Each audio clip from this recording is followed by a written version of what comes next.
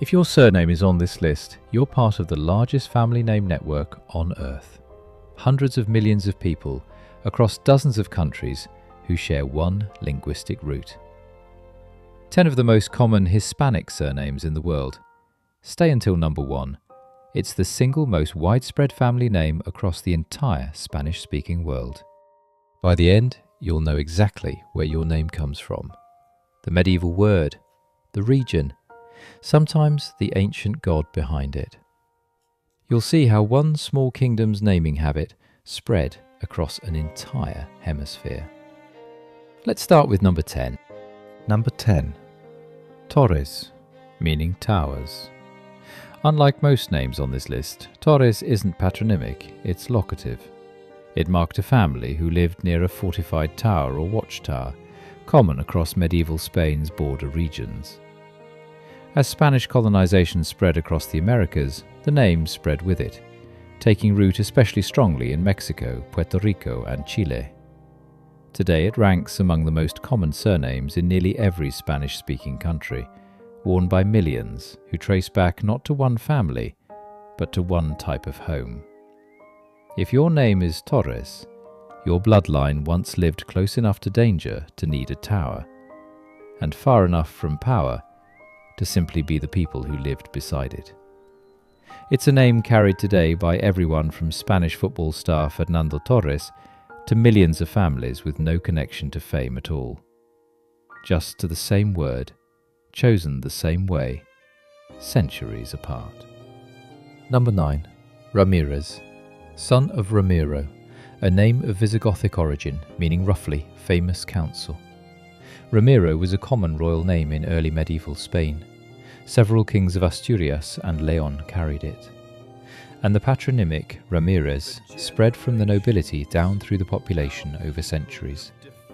It crossed the Atlantic with Spanish settlers, and today is one of the most common surnames in Mexico and across Central America. If your name is Ramirez, your bloodline's first syllable traces back to Visigothic kings who ruled northern Spain more than 1,000 years before Columbus ever set sail. The name would later travel with Spanish settlers into Mexico and beyond, becoming so common that today it barely registers as royal at all, just familiar, everywhere, the way old names tend to become once enough generations have carried them. Number 8. Sanchez, son of Sancho, from the Latin sanctius, meaning holy or sanctified. Sancho was one of the most common royal names in medieval Iberia. Kings of Castile, Navarre and Aragon all carried it, and Sanchez became one of the most widely inherited patronymics on the peninsula. Today it's among the 10 most common surnames in Spain, Mexico and much of Latin America, carried by tens of millions of people, with no shared ancestor beyond a name that once simply meant holy. If your name is Sanchez, your bloodline's founding word was, quite literally, a blessing. It's since become one of the most globally recognized Hispanic surnames, carried by athletes, artists, and politicians across dozens of countries. A single medieval nickname turned into one of the most common family names on the planet. Number 7. Perez, son of Pedro, the Spanish form of Peter, from the Greek Petros, meaning rock. Because Pedro was one of the most common given names in Christian Spain for centuries, Perez became one of the most common surnames almost automatically. Every generation produced new Pedros, and every Pedro's children could become Perez. It's now among the most common surnames in Cuba, the Dominican Republic, and across the Spanish-speaking Caribbean. If your name is Perez, somewhere in the distant past, an ancestor's father was named after the apostle called the Rock, and the name simply never stopped spreading. Today it sits comfortably in the top 10 surnames of well over a dozen countries, from Spain to Venezuela to the Philippines, a legacy of centuries of Spanish naming custom reaching almost every corner of the former empire. Number 6. Martinez, son of Martin, which itself comes from Martis, the genitive form of Mars, the Roman god of war.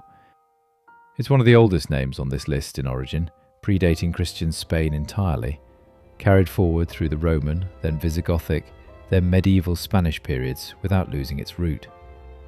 Today Martinez is one of the top surnames in Mexico, Argentina and Spain alike. If your name is Martinez, your bloodline's very first syllable comes from a Roman war god, carried unknowingly by millions of people who've never fought a battle in their lives. Argentine goalkeeper Emiliano Martinez carried the name to a World Cup title. So did millions of families who never left the small towns their ancestors were born in. Quick pause halfway through. If you're curious where your own name lands, subscribe now so you don't lose us. The next 5 are the most common surnames in the entire Spanish-speaking world, and one of them you almost certainly already know. Number 5. Lopez, son of Lope, from the Latin lupus, meaning wolf.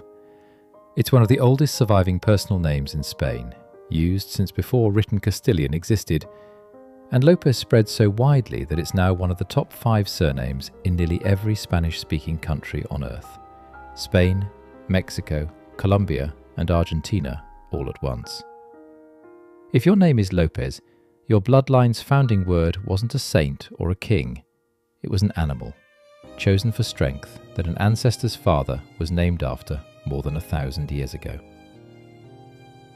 Few names cross so many borders so evenly. Lopez sits near the top of the list in almost every Spanish-speaking country you could name, without ever having been tied to a single royal house. Number 4. Hernandez, son of Hernando, a variant of Fernando from Germanic roots meaning roughly bold journey. Hernando was a name carried by conquistadors and colonial administrators across the Americas, and the patronymic spread accordingly. Hernandez is today one of the most common surnames in Mexico, ranking in the top 5 nationally, and remains hugely common across Central America and the southwestern United States. If your name is Hernandez, your bloodline's name traveled the same roads the conquistadors did, not because your ancestors were conquerors, but because the name simply moved with the language. It's a reminder that most surnames spread not through fame, but through sheer administrative habit, colonial records, church registries, and generations of ordinary people just filling in a form. Number 3. Gonzalez, son of Gonzalo, from the Germanic Gundisalvus, meaning roughly battle-ready. It's one of the most evenly spread surnames across the entire Spanish-speaking world, the single most common surname in Chile, and among the top 3 in Spain, Cuba, and Venezuela. Few names on this list are this consistently common across so many unrelated countries at once. If your name is Gonzalez, your bloodline's founding word described a warrior, and the name proved tough enough itself to survive, unchanged, across 5 centuries and 2 continents. From Chilean mountain villages to Cuban port towns, the name shows up in almost identical proportions. A rare kind of consistency for a surname this old. Number 2. Rodriguez, son of Rodrigo, from the Germanic Hrodrik, meaning famous ruler. Rodrigo was the name of the last Visigothic king of Spain before the Moorish conquest of 711. A name loaded with the memory of a fallen kingdom. Centuries later, Rodriguez became the single most common surname in Cuba and the Dominican Republic, and one of the top names in Puerto Rico, Venezuela, and Spain itself. If your name is Rodriguez, your bloodline's founding word remembers the very last king of a kingdom that fell 1,300 years ago, and outlived that kingdom by well over a millennium. Baseball legend Alex Rodriguez carried the name into American sports history. Millions of families carried it quietly into ordinary ones. And now, number 1. Garcia is the most common surname in Spain, the second most common in Mexico, and by most counts, the single most widespread family name across the entire Spanish-speaking world, carried by tens of millions of people on every continent its origin is debated. Some trace it to the Basque word for bear, others to an old Iberian word for young or youth.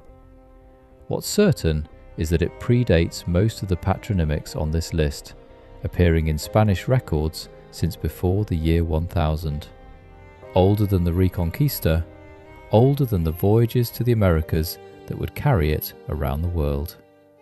If your name is Garcia, you carry a name older than most of Spanish history itself, and more widely shared today than any other name on this list. Nobel laureate Gabriel Garcia Marquez carried it into literature. Tens of millions of families carry it into nothing more dramatic than everyday life, which, in the end, is exactly why it became the most common name of all. 10 surnames, hundreds of millions of people. Every one of these names started as a single word: a father's name, an animal, a tower, a kingdom's last king, and became something far bigger than any one family. Drop your surname in the comments and tell me if it made the list, or if yours has an even older story. Subscribe for more. Next time we go past the top 10 into the surnames with the strangest stories behind them. See you there!